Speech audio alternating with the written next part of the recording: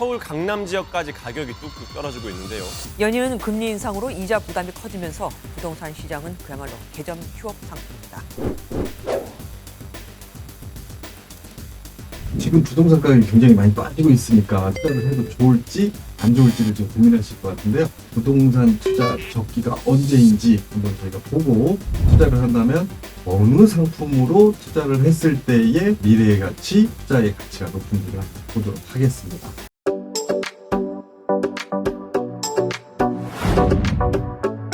지금 2020년, 21년 고점 대비 지금 아파트가 50% 가까이 빠진 지역도 있다. 막 이런 뉴스가 좀 나오다 보니까요.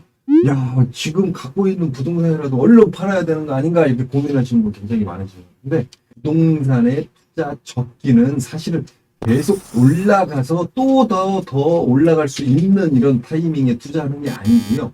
이렇게 가격대가 급격히 빠져버린 이런 상태에서 초기에 들어가서 조금 시간을 가지고 누르는 것도 투자의 차익을 굉장히 많이 볼 수 있다. 이렇게 볼 수 있어요. 예를 들자면 5억을 찍었다가 앞으로 10억까지 올라갈 거라고 투자할 때는 내 초기 투자 자금이 굉장히 많이 필요한 이런 구조를 갖고 있거든요. 예를 들자면 은행의 문턱을 두드리더라도 실제로 감정가가 너무 거래가가 낮기 때문에 은행 대출 감정가가 굉장히 낮게 나오기 때문에요. 내가 가지고 있는 현찰을 준비를 많이 해야 되는 이런 구조가 있지만 지금 현재 구조로 보면 주택 가격이 2013년 이후부터 2021년 말까지 기준 잡으더라도 가격대가 너무 좋았지 않습니까? 그러니까 지금 현재 집값이 50% 떨어졌다. 하지만 실제로 은행 대출 감정은 굉장히 높게 나올 수 있는 구조를 갖고 있거든요. 지금 현재 구조로 보면 은행권에서는 대출 감정이 많이 나온다. 거기다가 규제 지역 해제 및 완화라는 것 때문에 LTV가 굉장히 상향되고 있다. 그러면 내가 초동에 준비해야 할 자금이 줄어드는 그런 구조를 갖고 있다. 또 한 가지 지금 가격대가 굉장히 집값이 올라가던 시장이었기 때문에 전세가율도 굉장히 많이 올라가 있는 시장이 만들어져 있거든요. 자, 그러면 대출 감정 높죠? LTV 대출 감정 비율 높죠? 물론 전세가율도 일부 좀 떨어뜨리면서 내가 가더라도 실제 경착륙되면서 집값이 엄청나게 떨어져 있는 시장이기 때문에 투자 비용이 전세를 끼든 은행 대출을 끼든 여러 가지 요건상 굉장히 좋은 시장이 지금 오고 있다. 집값이 다시 언제 뛰겠느냐라고 봤을 때는 지금 정도 준비를 해서 올 가을이나 내년 봄 정도에 준비해서 들어오게 되면 짧게는 1년, 길게는 2년 정도만 부동산을 눌러놓고 하게 되면 차익을 굉장히 많이 볼 수 있다. 이렇게 볼 수 있어요. 왜냐하면 97년과 2008년도에는 그 앞전에 엄청나게 풀어져 있던 유동자금이 없었던 시장이었고요.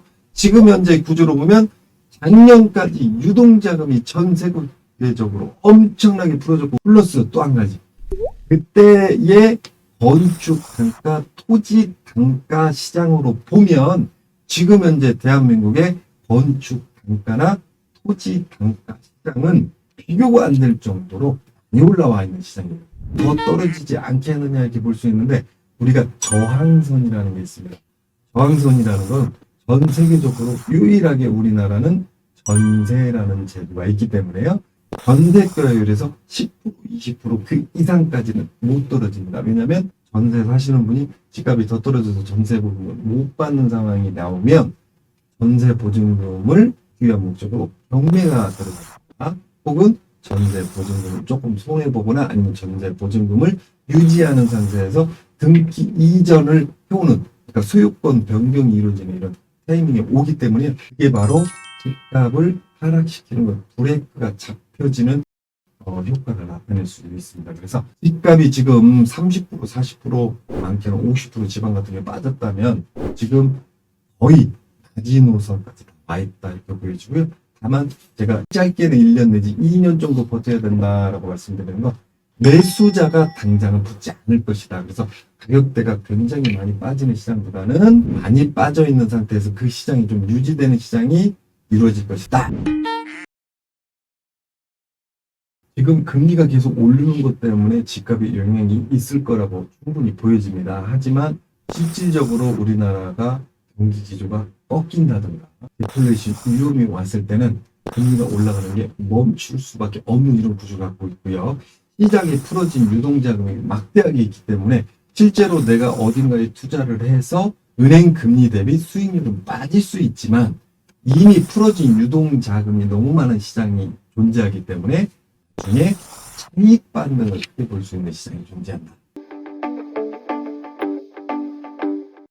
오늘까지 내용은 여기까지고요. 다음 시간에는 그 투자할 지역이 어딘가에 대해서 좀 디테일하게 지역 분석, 상권 분석 한번 들어가 보도록 하겠습니다.